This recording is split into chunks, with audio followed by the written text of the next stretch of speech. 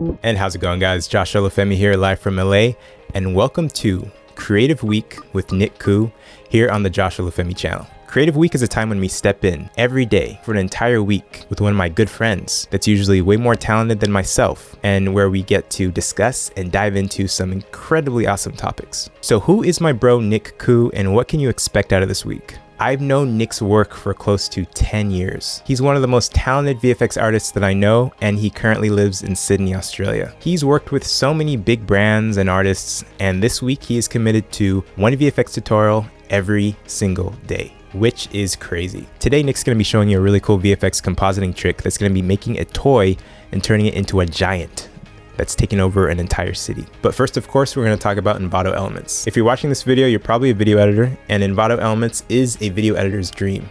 It's a subscription service that gives you unlimited downloads of the most incredible stock footage, like cloud and fog overlays, aerial footage, fire, lightning.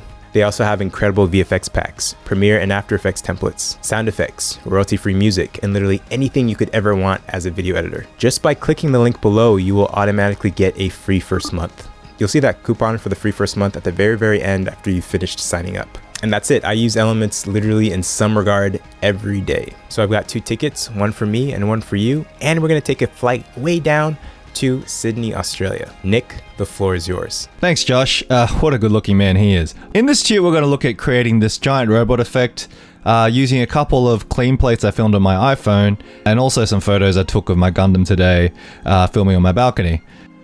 So firstly, I look at my clean plate and figure out where the lighting is coming from in this scene. As you can see from the reflections in the window, it's obviously sunset, so the sun is quite low and it's coming from behind the camera. Then I take a photo of the model from a few different angles from up high to down low, because I'm not 100% sure what's actually going to fit in the plate until I actually get it in there. So it's always nice to have a couple options just in case. Now in After Effects, I grab the clean footage. I then bring in the photos and then going through and seeing which one matches the angle of the original plate. This one looks the closest. Next, I cut out the model using the pen tool and just add a slight feather on it. I then create a black solid and add a mask with a feather to create the contact shadow with the ground. I also create a new black solid, set the alpha matte to the robot layer, and then create a dark to light gradient from the bottom of the feet to the top, like the robot's feet are more in shadow at the bottom. Next, I grab the clean footage and find a point to track to in the footage, which will be close to where I anchor the model. I create a null and send the tracking data to that. I then parent all the elements minus the background plate to the new null object. Next, we need to color match the robot to the plate. So firstly, we add a curves adjustment to the robot layer. We press Alt-1 to switch to the red channel, and automatically you can see it go to black and white.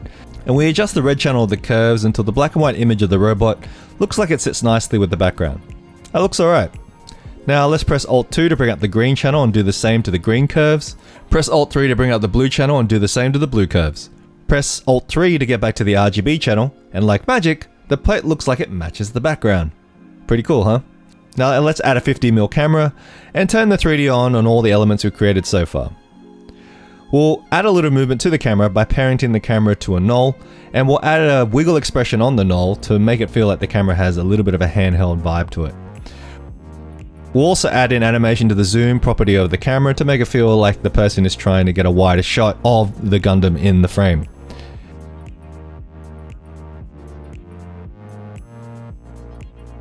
Next, we'll add an adjustment layer with Gaussian blur.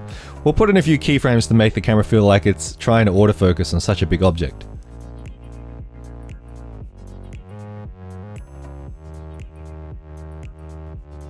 And finally, we'll add another adjustment layer to color grade the whole shot. I picked this nice preset from the Lumetri filter to seal the deal. Now for shot 2, the workflow is almost identical except for a few things. I add a foreground element to make it seem like the model was sitting behind the houses, and I added in some animated birds to give the model a sense of scale and give the overall scene some movement. And that's it, you've created your own cool special effect with just a toy, an iPhone, and After Effects. Shout out to Nick for such an incredible tutorial. please make sure to check out all the videos in this week's creative series down in the description below. Thanks so much for watching the video, guys. I actually have 2 additional videos that you've got to watch. And remember to get your free month of Envato Elements by clicking the link below in the description. And lastly, make sure to subscribe to the channel. Thanks so much for watching, guys, and as always, remember to keep it chill.